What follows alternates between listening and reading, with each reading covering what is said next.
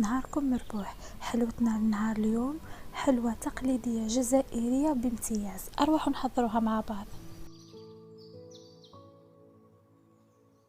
جينا عندي 250 جرام مارغرين، كاس إلا ربع، 80 جرام تاع سكر ناعم، راح نضيفوا عليهم شوية تاع لافاني ورشة ملح، ونخلطوا كامل هاد المكونات حتى تولي لنا كريمة. ومن بعدها راح نزيدوا لهم حبات بيض ونخلطوه كامل حتى يمتزج كلش. ومن بعد نبداو نضيفوا في الفارينة بالتدريج، وما ننساوش اكيد 5 جرام من خميرة الحلويات، يعني قرصة تاع خميرة الحلويات، ونخلطوا كلش حتى تتشكل لنا عجينة تكون ملسة.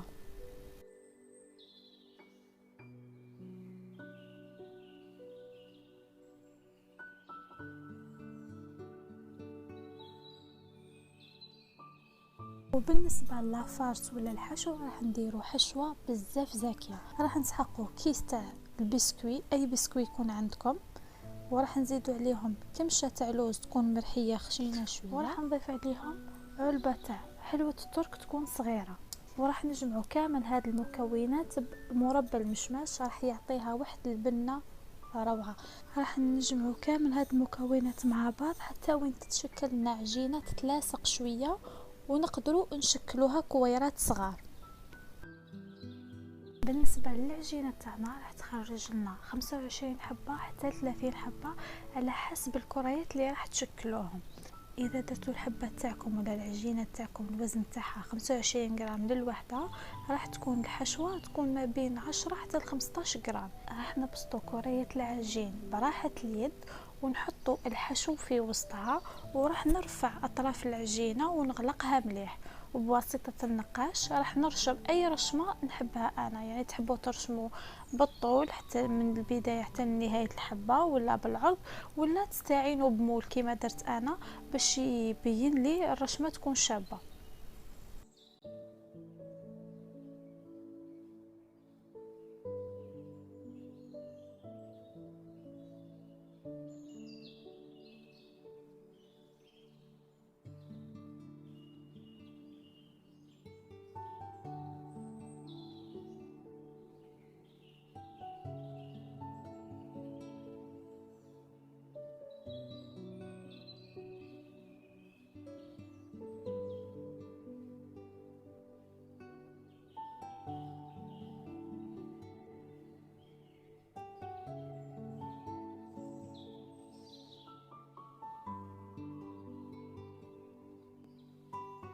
بعد ما تطيب الحلوى تاعنا، هذا هو شكلها كيف راح يكون.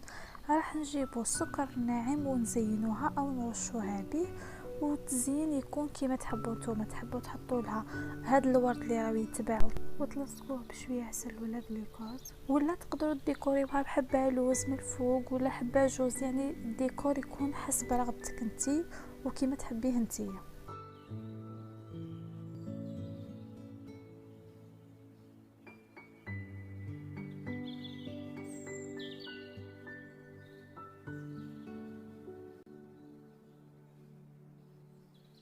وهذه هي حلوتنا بعد ما حطيناها في صحن التقديم وشبحناها بليكيسات.